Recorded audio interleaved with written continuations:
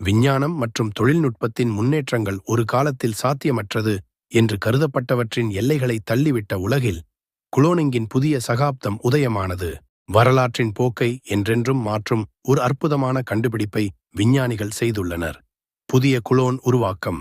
குளோனிங்கின் இந்த புதிய வடிவம் உலகம் இதுவரை கண்டிராததைப் போலல்லாமல் உடல் பண்புகளை மட்டுமல்ல, நினைவுகள், உணர்ச்சிகள் மற்றும் நனவையும் பிரதிபலிக்கும் திறன் கொண்டது.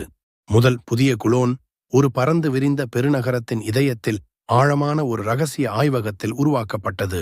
இந்த புரட்சிகர முன்னேற்றத்தின் பின்னணியிலுள்ள தொழில்நுட்பத்தை முழுமையாக்க விஞ்ஞானிகள் பல ஆண்டுகளாக அயராது உழைத்தனர். மேலும் அவர்களின் முயற்சிகள் இறுதியாக பலனளித்தன.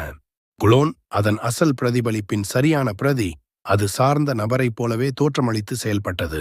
இது அசல் பற்றிய அனைத்து நினைவுகள், உணர்ச்சிகள் மற்றும் எண்ணங்களை கொண்டிருந்தது. இது உண்மையான விஷயத்திலிருந்து கிட்டத்தட்ட பிரித்தறிய முடியாததாக ஆக்கியது. புதிய குளோன் வெற்றிகரமான உருவாக்கம் பற்றிய செய்தி உலகம் முழுவதும் காட்டுத்தீ போல் பரவியது.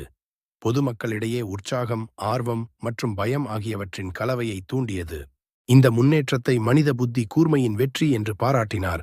இது இயற்கை உலகின் வரம்புகளை கடக்க அறிவியலின் சக்திக்கு சான்றாகும். இருப்பினும் சிலர் இதை ஆபத்தான மற்றும் நெறிமுறை ரீதியாக சந்தேகத்திற்குரிய வளர்ச்சியாக கருதினர். வாழ்க்கையின் கட்டமைப்போடு விளையாடுவதன் தாக்கங்கள் குறித்து கேள்விகளை எழுப்பினர். அரசாங்கத்தின் அரங்குகளிலும் கல்வித்துறை வட்டாரங்களிலும் உலகெங்கிலும் உள்ள நகரங்களின் தெருக்களிலும் விவாதங்கள் வெடித்தபோது புதிய குளோன் உருவாக்கத்தின் பின்னணியில் உள்ள முக்கிய நபர்கள் தாங்கள் ஒரு நேர்மறையான பங்களிப்பை செய்ததாக நம்புவதில் உறுதியாக இருந்தனர். இந்த திட்டத்தின் முன்னணி விஞ்ஞானியான டாக்டர் சோஃபியா சென் ஒரு தொலைநோக்கு பார்வையாளராகவும் குளோனிங் துறையில் முன்னோடியாகவும் போற்றப்பட்டார்.